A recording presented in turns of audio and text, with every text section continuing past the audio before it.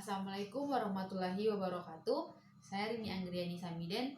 Di sini saya akan mencoba mempresentasikan hasil rangkuman saya mengenai kuliah kemarin yang membahas tentang Undang-Undang Cipta Kerja dan masa depan lingkungan Indonesia, di mana saya merangkul 5 poin penting. Yang pertama itu, sebelum saya menjelaskan 5 poin penting tersebut, jadi dijelaskan oleh pemateri bahwa Undang-Undang Cipta Kerja ini diibaratkan sebagai sebuah desain, di mana secara umum undang-undang ini sangat lemah dalam hal pembentukannya. Mengapa demikian? Karena undang-undang ini melanggar daripada syarat-syarat pembentukan undang-undang. Poin pertama yang saya rangkum, yang pertama, Undang-Undang Cipta Kerja ini tidak jelas pembentukannya. Apakah Undang-Undang Cipta Kerja ini dibentuk untuk mendatangkan investor atau hanya untuk mendatangkan peluang kerja? Itu poin yang pertama. Poin yang kedua, undang-undang ini ternyata disampaikan oleh pemateri dibuat secara tergesa-gesa, sehingga undang-undang ini tidak memiliki sifat kemendekannya. Dan poin yang ketiga, Undang-Undang Cipta Kerja ini tidak jelas landasan filosofinya. Padahal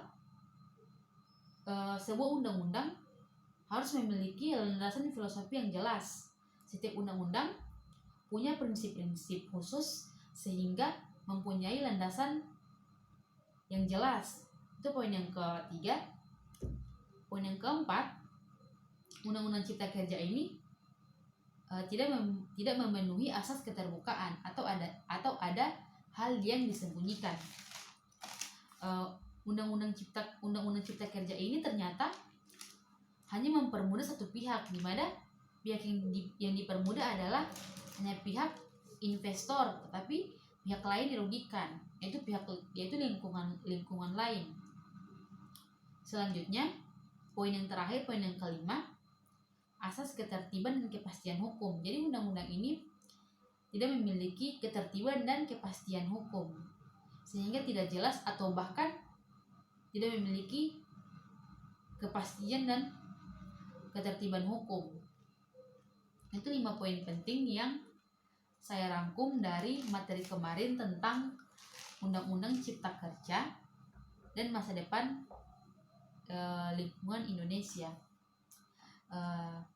Sebelum saya mengakhiri paparan saya, ternyata Undang-Undang Cipta Kerja ini disampaikan oleh pemateri pertama bahwa Undang-Undang Cipta Kerja ini yang disahkan pada tanggal 5 Oktober ternyata masih ada masalah, di mana draft yang tersebar atau draft yang disebarkan itu ada yang sampai dengan 1028 halaman, ada yang 905 halaman, sampai ada yang masih dalam tahap perbaikan. Jadi Undang-Undang Cipta Kerja ini belum jelas atau tidak bisa dikatakan jelas, karena melihat dari draft yang dibagikan atau draft yang tersebar, tidak jelas apakah mana yang harus disahkan, apakah halaman 100 yang memiliki halaman 128 atau halaman 905 atau bahkan yang masih dalam tahap perbaikan.